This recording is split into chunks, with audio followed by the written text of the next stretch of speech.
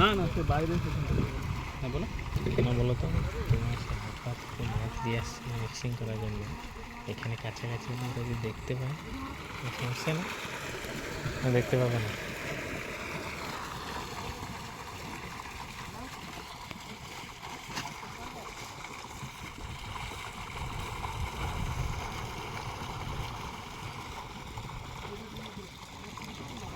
বেশি medicine use করিনি। লবণের উপর থেকে এর উপর থেকে ভালো করতে হবে। 2 সপ্তাহ তুমি 2 সপ্তাহ 3 সপ্তাহ কষ্ট করে টেনা একবার যে জাল টানবো পুরা দিয়ে দেবো পড়ে থাকুক 10,000 করে মাছ পড়ে থাকুক নাকি